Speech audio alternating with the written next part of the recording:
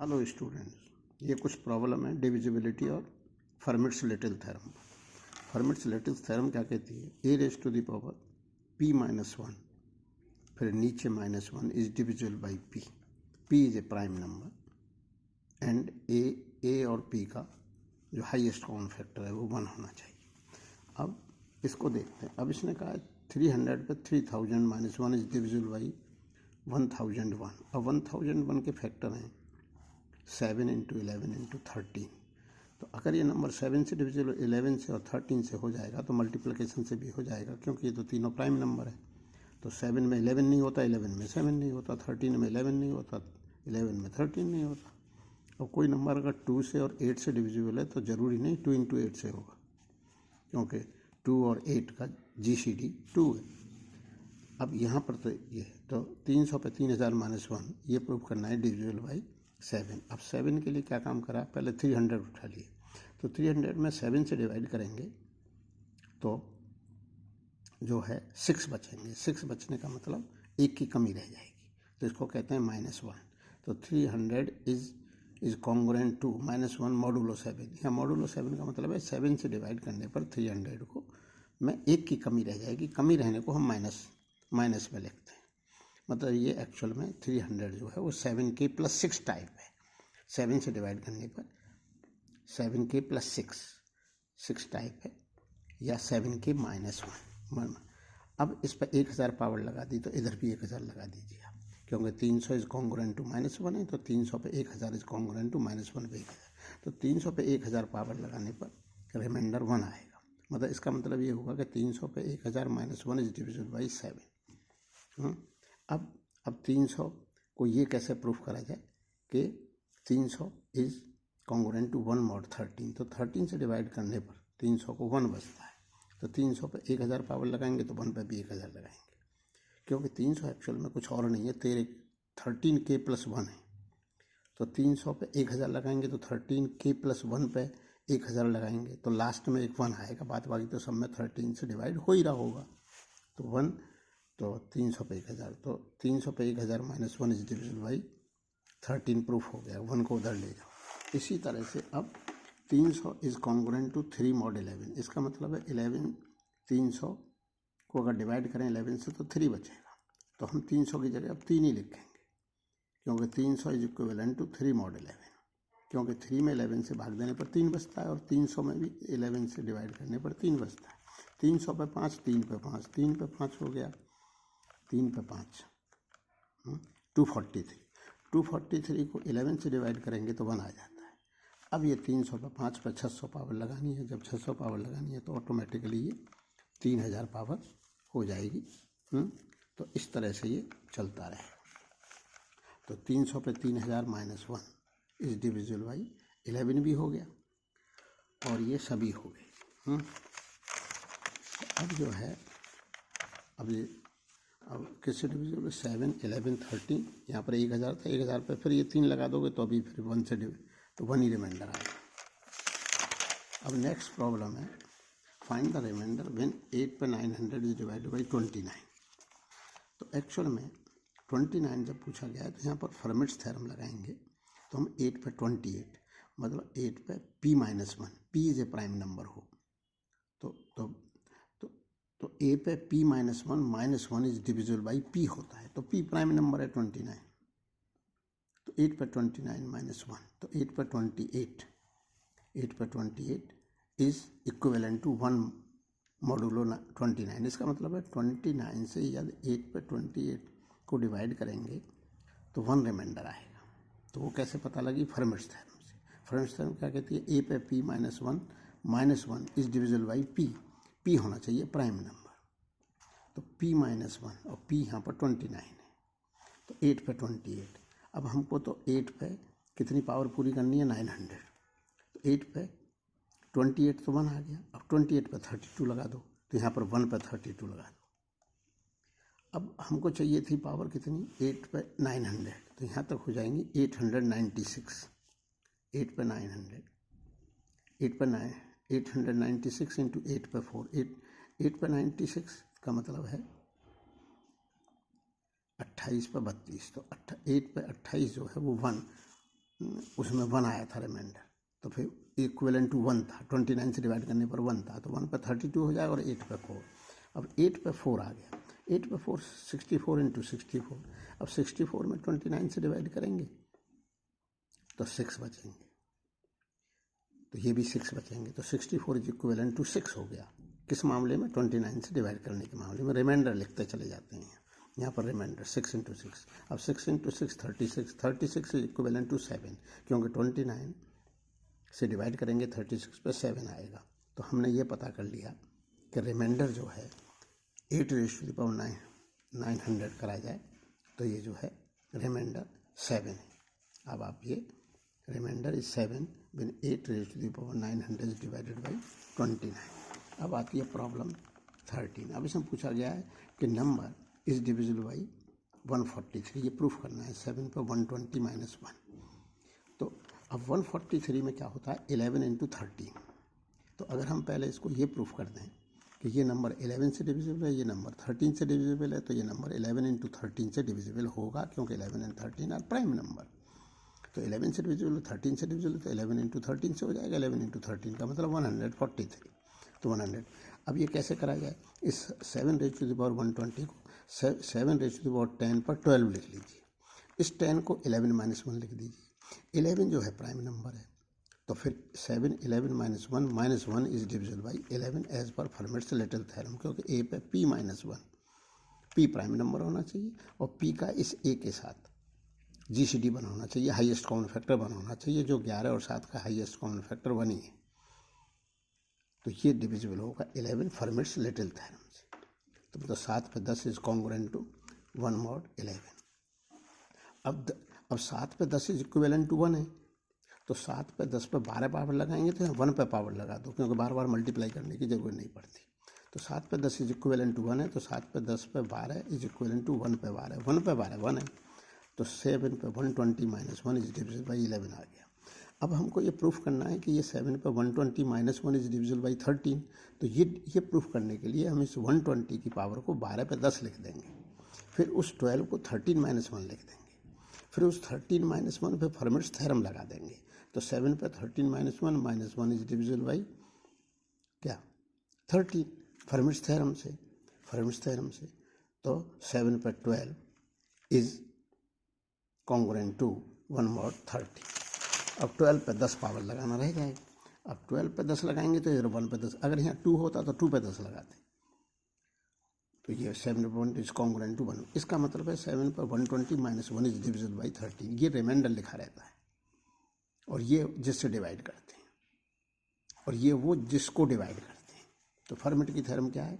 a पे raise to the power p minus 1, फिर एक माइनस और 1 कर दो, इज डिविजिबल बाई p। शर्त यह है कि p प्राइम नंबर हो और a और p का GCD 1 हो। तो वही, तो p प्राइम ही हो गया, तो 7 पे 12, 12 मतलब 13 माइनस 1, तो ये कर चुके। अब आता है find the remainder when 3 raise to the power 102 is divided by 101, 10 divide by 101। अब ये 101 प्राइम नंबर है, तो हम 3 पे 100 माइनस 1 को तो फर्मेट थ्योरम से ही कर देंगे कि 3 पे 100 माइनस 1 इज डिविजिबल बाई 101, क्योंकि 3 पे 100 का मतलब है 3 पे 101 माइनस 1, तो वो थ्योरम लग गई। a पे p minus 1 is divisible by this, तो 3 पे 100 आ गया, 1 इज कॉन्ग्रुएंट टू 1 mod, और 3 स्क्वायर 9 होता है, तो इनकी मल्टीप्लाई कर दो, तो यहाँ भी मल्टीप्लाई हो जाती है रिमाइंडर में भी। तो 3 पर 102 इज कॉन्ग्रुएंट टू 9 mod 101। तो रिमाइंडर पूछा था, तो रिमाइंडर 9 आ गया। तो क्या करा?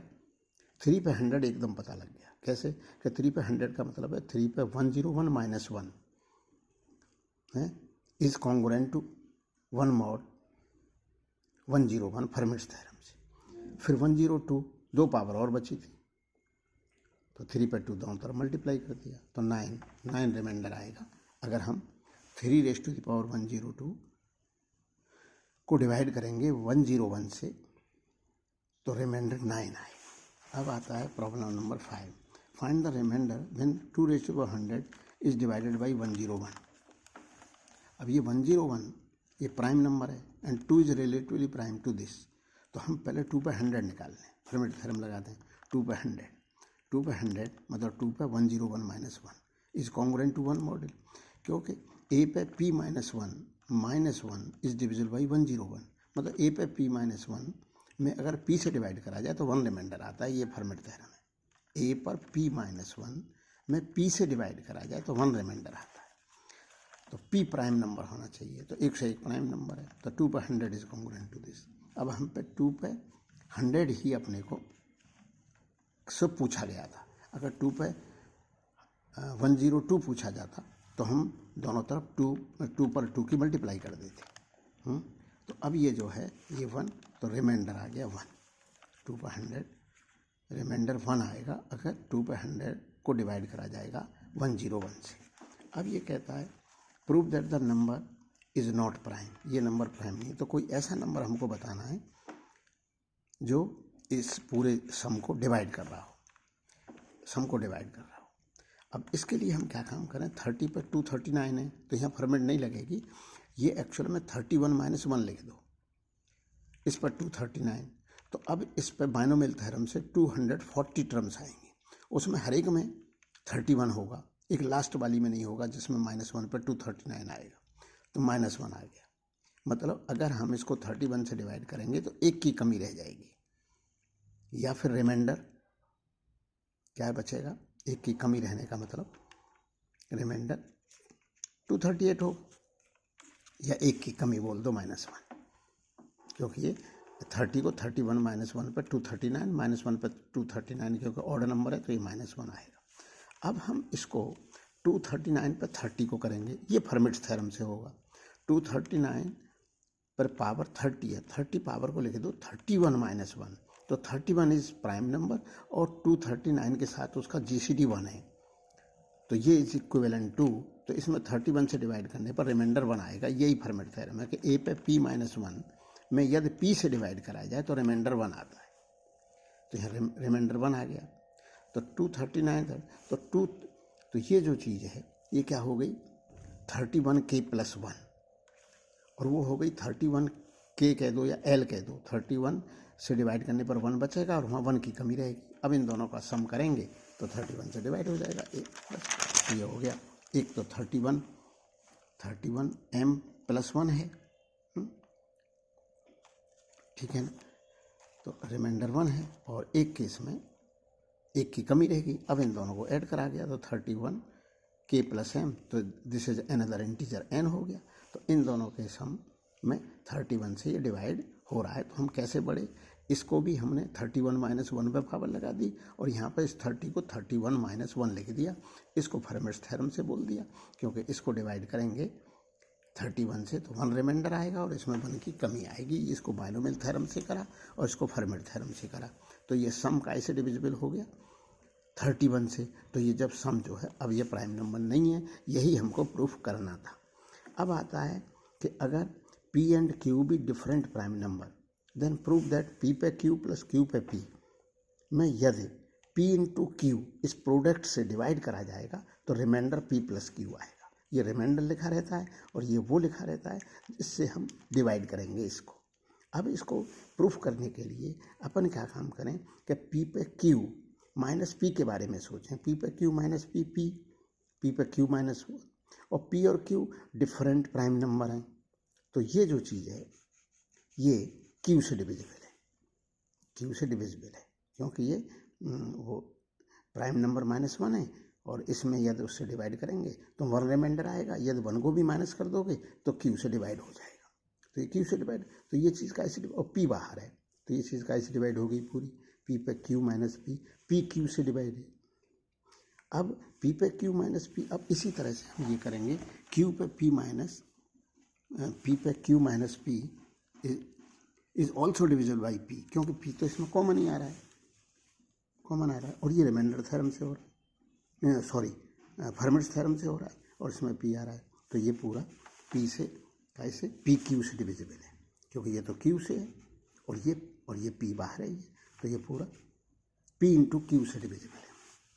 डिफरेंट प्राइम नंबर, ये डिफरेंट प्राइम नंबर है तो प्रोडक्ट से डिविजिबल हो गया। इसी तरह से सिमिलरली q पे p - q p q से डिविजिबल होगा। अब p पे q minus P plus q पे p माइनस क्यू, क्योंकि ये भी p इंटू क्यू से डिविजिबल, ये भी p इंटू क्यू से डिविजिबल, तो सम भी p इंटू क्यू से डिविजिबल होगा। तो इनका सम करके हमने लिख दिया डिविजिबल p क्यू से। लेकिन ये इधर माइनस p माइनस क्यू थे, तो इधर लाके हमने इधर रख दिया, तो ये p प्लस क्यू रिमाइंडर रह गया, क्योंकि इस पूरे में तो डिवाइड हो रहा है p इंटू क्यू से। अगर हम इतने को डिवाइड करेंगे तो ये रिमाइंडर रह जाएगा, तो रिमाइंडर यहाँ लिख दिया जाता है। तो ये p पे q प्लस q पे p is congruent to p plus q modulo p q, मतलब इसका मतलब है p q से डिवाइड करने पर रिमाइंडर p प्लस q आएगा, इसको डिवाइड करने पर। तो यही प्रूफ करवा रहा था। अब कहता है the sum of the integer a b c is divisible by 30, prove that a पे 5 प्लस बी पे 5 प्लस सी पे 5 इज ऑल्सो डिविजिबल बाई 30। तो इसमें एक बड़ी इंटरेस्टिंग बात है कि कोई एक इंटीजर x लो, तो x पे 5 माइनस एक्स ये 30 से डिविजिबल होता है। पहले ये कंसेप्ट समझाना होगा। तो x पे 5 minus x is x into x पे 4 माइनस 1, एक्स पे 4 माइनस 1 के फिर फैक्टर कर दिए x square minus 1, x square plus x square minus 1 के फिर फैक्टर कर दिए x minus 1 x minus 1 x plus 1। अब ये तीन नंबर, ये एक्स माइनस 1 एक्स और एक्स प्लस 3 नंबर ये सक्सेसिव है, तो इनमें से कोई ना कोई तो 3 से डिविजिबल है। और ये दो नंबर सक्सेसिव है, तो कोई ना कोई तो एक इवन नंबर है, या इन दोनों को मान लो। तो ये पूरा सिस्टम 2 से भी डिविजिबल है। तो 2 और 3 से। तो अब प्रश्न आता है कि ये पूरा नंबर 5 से भी डिविजिबल होगा। अगर वो नंबर x 5 के टाइप है, x 5 के है तो हो गया 5 से डिविजिबल। अब 5 के प्लस 1 टाइप है तो x माइनस 1 5 से डिविजिबल हो जाएगा। या तो 5 के माइनस 1 टाइप है या 5 के प्लस 4 टाइप है, तो ये हो जाएगा। अब बचे 2, 5 के प्लस 2 और 5 के प्लस 3। किसी नंबर को 5 से डिवाइड करने पर, पॉजिटिव या नेगेटिव इंटीजर को 5 से डिवाइड करने पर या तो रिमाइंडर 0 होता है या 1 2 3 4। तो 5 से डिवाइड करने पर नंबर 5 तरह के होते हैं। तो उनमें से हमने 5 के टाइप लिया, 5 से डिवाइड करने पर 0 बचा, तो भी ये है, तो x में आ गया है। तो 5 के प्लस 4 टाइप यहाँ ले लिया, 5 के प्लस 1 टाइप। अब 5 के प्लस 2 टाइप बचा, 5 के प्लस 2 और 5 के प्लस 3 टाइप लेने पर ये 5 से डिवाइड हो जाएगा, क्योंकि 5 के प्लस 2 करोगे और बाइनोमियल थ्योरम से खोलोगे तो 4 एक्स्ट्रा आएगा, 4 इसके साथ मिल करके 5 बना देगा। तो एक्स स्क्वायर प्लस 1 जब 5 के प्लस 4 लिखें तो 5 से डिविजिबल हो जाएगा। अब 5 के प्लस 3 टाइप है, तो 5 के प्लस 3 का होल स्क्वायर करेंगे तो 3 टर्म आएंगी, उसमें से 2 में तो 5 आ ही रहा होगा, तीसरी टर्म में 3 का स्क्वायर आ रहा होगा, 3 का स्क्वायर 9 होगा, 9 प्लस 1 10 होगा, तो उसमें भी 5 से डिवाइड हो जाएगा। तो ये नंबर 5 से भी डिवाइड। इसका मतलब ये होगा कि इस तरह का नंबर कोई भी आप लो, x कोई भी पॉजिटिव इंटीजर लो, तो x पर 5 माइनस एक्स ये 2 से भी डिविजिबल होता है, 3 से भी होता है और 5 से भी होता है। 2 3 5 तीनों ही प्राइम नंबर हैं, तो इनके प्रोडक्ट से भी डिविजिबल होगा। और प्रोडक्ट 30 है तो 30 से भी डिविजिबल होगा। अब हम ये लिख देंगे यहाँ पर, फिर इसको कंसेप्ट को यहाँ लगा देंगे। ये सारा समझाया गया है कि अगर x 5 के है देन x डिविजिबल बाई 5, 5 के प्लस 1 है, तो x माइनस 1 5 के प्लस 4 है, तो x plus 1 is divisible by 5, 5 के प्लस 2 टाइप है तो x square plus 1 is divisible by 5, 5 के प्लस 3 टाइप है then this x square plus 1 is divisible by 5।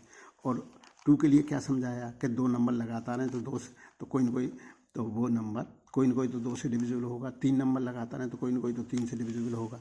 इस तरह से होता हुआ तो अब हम x पे 5 माइनस एक्स इस कंसेप्ट को यहाँ लगा देंगे कि a पे 5 minus a is divisible by 30, तो यहाँ लिख देंगे is equivalent to 0 mod 30 modulo 30। मतलब इसको इस नंबर को 30 से डिवाइड करें तो रिमाइंडर 0 है। b पे 5 माइनस बी 30 से डिवाइड करें रिमाइंडर 0 है। अब इन सबको ऐड कर लो, a पे 5 प्लस बी पे 5 plus c is congruent to a plus b plus c mod. लेकिन a plus b plus c आपको क्या दे रखा था 30, ये 30 खुद दे रखा था, इसमें कोई लेना देना नहीं था, तो ये हर नंबर 30 से डिविजिबल था, तो सम भी होगा। तो जब सम करा गया तो ये उधर भेज दिए, तो इनको अगर 30 से डिवाइड करेंगे तो ये रिमाइंडर बचेगा, लेकिन इसका सम 30 दे रखा है, इसलिए a पे 5 प्लस बी पे 5 प्लस सी पे 5। लेकिन नंबर ए ऐसे लेने हैं ए बी और सी जिनका सम 30 हो, तो ये 30 से डिविजिबल हो जाएगा। तो यहाँ 30 लेते ही 30 से डिवाइड करते ही यहाँ रिमाइंडर 0 हो जाएगा। तो a पे 5 प्लस बी पे 5 प्लस सी पे 5 इज कॉन्ग्रुएंट टू 0 मॉडुलो 30। इसका मतलब a पे 5 प्लस बी पे 5 प्लस सी पे 5 इज डिविजिबल बाई 30। अब आता है प्रॉब्लम 8। प्रॉब्लम 8 कहती है कि n कोई नेचुरल नंबर है not divisible by 17। Prove that either n पे 8+1 और n पे 8-1 इज डिविजिबल बाई 17। अगर n आपने ऐसा नंबर ले रखा है जिसमें 17 से डिवाइड करने पर डिवाइड नहीं होता, तो नंबर किस तरह का है? फिर वो नंबर किस तरह का है कि 70 से डिवाइड करने पर या तो वन रिमाइंडर आएगा, या 1 2 3 4 5 6 7 8 9 10 11 12 13 14 15 16 तक कोई भी रिमाइंडर हो सकता है, लेकिन 17 से डिवाइड नहीं होगा। जब 70 से डिवाइड नहीं होगा तो इसने कहा है कि ये प्रूफ करो कि n ऐसा नंबर लेने पर n पे 8+1 या तो इसमें 17 से डिवाइड होगा ये या ये होगा, लेकिन n डिवाइड नहीं हो रहा किससे? 17 से। नंबर ऐसे लेने, इन दोनों में से एक जरूर डिवाइड होगा, इन दोनों में से एक जरूर डिवाइड होगा। तो ये जो है आप देख लो इसको। तो अब इसमें क्या करेंगे कि n पे आप यहाँ फर्मेट थ्योरम लगाएंगे कि फर्मेट थ्योरम n पे 17-1 इज डिविजिबल बाई 17, क्योंकि n is not divisible by 17। तो n एंड 17 का GCD 1 है और 17 प्राइम नंबर है, तो फर्मेट थ्योरम लग के n पे 16-1 इज डिविजिबल बाई 17। n पे 16 होता है, n पे 8-1 और n पे 8+1। तो अब n पे -1, अब इसके तो फैक्टर हो गए, और 17 एक प्राइम नंबर है। तो प्राइम नंबर जो होता है वो उनमें से, अब किसी के ये 2 फैक्टर हैं तो एक न एक फैक्टर में जाएगा, क्योंकि 17 के खुद फैक्टर है नहीं, तो उन फैक्टरों में ऐसा तो हो नहीं सकता कि उसके एक फैक्टर का इसमें ये डिवाइड हो जाए और दूसरे उससे ये डिवाइड हो जाए। मानो 8 से डिवाइड है तो हम ये नहीं कह सकते कि 8 से कोई यही होगा, मतलब 8 के में 2 से ये डिवाइड हो जाए और 4 से ये डिवाइड हो जाए तो अभी 8 से हो जाएगा, लेकिन 17 के लिए हम ये नहीं बोल सकते। तो 17 ये डिवाइड तो हो रहा है 17 से फर्मिट्स थ्योरम से, क्योंकि n पे 17-1 इज डिविजिबल बाई 17 एज पर फर्मिट्स लिटिल थ्योरम, क्योंकि a पे p-1 is divisible by p is a prime number. तो इसके फैक्टर ये हो गए, तो इन दोनों में से कोई ना कोई 17 से डिवाइड हो रहा होगा। अच्छा, इसको एक तरह से और भी कर सकते हैं हम, n को 17 को छोड़ करके 17k +-1, 17k +-2, 17k +-3 और 17k +-8 तक ले लो, तो ये 16 नंबर आ गए, और 17k लेना नहीं है। तो +-1 लोगे तो +1 लोगे तो उसमें ये हो जाएगा डिविजिबल, और +1 आएगा, -1 कट जाएगा, -1 लोगे तो ये हो जाएगा। इसी तरह से +2 लोगे तो कोई ना कोई इनमें से होगा, फिर -2, तो ये इस तरह से, क्योंकि 2 पे 8 लगाओगे तो या तो 2 पे 8 -1 और यहाँ पर 2 पे 8+1, कोई ना कोई इसमें से डिवाइड हो जाएगा। तो वो एक लंबा प्रोसीजर है, लेकिन फर्मिट्स थ्योरम लगा के ये सवाल कैसे सॉल्व हो गया कि हमने क्या लेके चले, n पे 16-1 और 16 को क्या लिख दिया 17-1, और इसको क्या लिख दिया कि 17 से डिविजिबल। तो ये चीज़ तो n पे 16-1 है, और फिर इसके फैक्टर कर दिए क्योंकि ये तो 17 से डिविजिबल है ही है, लेकिन इसमें एक शर्त है कि n जो है 17k नहीं है, 17 से डिवाइड करने पर 1 से लेकर 16 तक कुछ नंबर बचेगा। ठीक, अब नेक्स्ट है, ये कहता है कि p is greater than 5 be a prime number, prove that the number, ये जो है p-1 टाइम्स लिया है, इज डिविजिबल बाई p। तो हमने इसमें क्या काम करा, 9 का मल्टीप्लाई करके 9 से डिवाइड कर दिया। अब 9 से मल्टीप्लाई करके, तो ये जो 9 से ये p-1 टाइम है, तो ये आप देख लेना 10 पे p-1 है और -1 है। कैसे, आप देखो, मानो ये p-1 टाइम्स है, मानो ये 3 टाइम्स है 999, तो क्या होगा 1000 -1, तो 1000 क्या होगा 10 पे 3, बस p-1 टाइम। अगर 4 बार है 9999, तो इसका मतलब क्या है 10 पे 4 -1 है। तो ऐसे ही ये p-1 टाइम है, तो हमने क्या काम करा, 9 का मल्टीप्लाई करके 9 से डिवाइड कर दिया, ये 10 पे। लेकिन ये जो नंबर है ये तो p से डिविजिबल, ये तो कैसे डिविजिबल है, इज डिविजिबल बाई, एज पर Fermat's theorem is divisible by p। तो डिविजिबल बाई p, तो आप बोलोगे डिविजिबल बाई p है, लेकिन वो जो प्राइम नंबर है 9 तो प्राइम है नहीं, तो तो ये इसी में तो जा रहा होगा। इसमें एक 9 का मल्टीप्लाई करके 9 से ही तो डिवाइड करा है, तो इसमें गया है तो वो 9 में तो p नहीं था ना। बोला 9 तो कम कर दिया आपने, मतलब इसको ये तो ये है। तो इसमें जा रहा है तो इसी में जा रहा होगा, क्योंकि इसमें तो एक्स्ट्रा 9 है और 9 में p का कोई लेना देना नहीं है, क्योंकि p तो प्राइम नंबर है और 9p का GCD 1 है। तो वो यही डिवाइड हो रहा होगा। मतलब हमने प्रूफ तो अभी ये करा है कि ये डिवाइड हो रहा है, मतलब ये डिवाइड हो रहा है, ये डिवाइड हो रहा है, तो यही डिवाइड हो रहा है। तो अब ये प्रूफ हो गया इस तरह से। अब आता है 10th problem. Solve the equation this in integers 3x plus 5y। तो अब इंटीजर में सॉल्यूशन तभी पॉसिबल है जब x का कोफिशिएंट और y के कोफिशिएंट का जो GCD है वो इसको डिवाइड करता हो। अगर डिवाइड नहीं करेगा तो सॉल्यूशन इंटीजर में पॉसिबल नहीं होता। मैं समझाता हूँ क्यों नहीं होता। जैसे 2x प्लस 4y बराबर 3 है, यहाँ पर इंटीजर में सॉल्यूशन पॉसिबल नहीं है। क्यों? क्योंकि 2 और 4 का हाईएस्ट कॉमन फैक्टर 2 है, तो यहाँ कोई भी इंटीजर पुट करोगे तो इसका सम में 2 से डिवाइड होगा और 3 डिवाइड होता नहीं है 2 से, तो फिर सॉल्यूशन पॉसिबल ही नहीं होगा। सॉल्यूशन पॉसिबल ही नहीं होगा। इनका जो GCD है वो इसको भी डिवाइड करे, तो यहाँ पर 3 और 5 का GCD 1 है, मतलब हाईएस्ट कॉमन फैक्टर 1, 7 को भी डिवाइड कर रहा है। तो हम इसमें क्या काम करेंगे, इसके हज़ारों लाखों सॉल्यूशन होंगे इंटीजर में। हम एक सॉल्यूशन निकाल करके फिर जनरल हम बता देंगे। तो हम क्या काम करें, पहले 3x प्लस 5y जो 7 है, तो 3x प्लस 5y बराबर 1 का सॉल्यूशन निकाल लें। फिर उसमें 7 का मल्टीप्लाई कर देंगे x में y में, तो ये भी 7 टाइम्स हो जाएगा, क्योंकि यहाँ 7 टाइम, यहाँ 7 टाइम, तो 1 में 7 टाइम। इसका एक सॉल्यूशन हमको दिख रहा है कि x बराबर 1, x बराबर 2 और y बराबर -1। अब आपको कि जनरल सॉल्यूशन कैसे लाएंगे? जनरल सॉल्यूशन क्या लाएंगे, जो यहाँ पर एक्स्ट्रा लिखोगे आप उसका उल्टा यहाँ लिख दो, तो वो कैंसिल हो जाएंगे आपस में। जैसे मैं आपको भी बताता हूँ, जैसे 3x प्लस 5y बराबर 1 है, तो x बराबर 2, y बराबर -1 इज द सॉल्यूशन। तो 3x प्लस 5y बराबर 7 का क्या सॉल्यूशन होगा? 2 इंटू 7 14, और इसका क्या होगा, y का -1 था तो -7, तो 14 और यहाँ -7 पुट करने पर 7 आ जाएगा। अब जनरल सॉल्यूशन क्या होगा, यहाँ पर है 3x, तो 3x है, तो यहाँ जो इसका सॉल्यूशन है कोई भी x0 जो 14 था, तो यहाँ 5k प्लस x0 रख दो।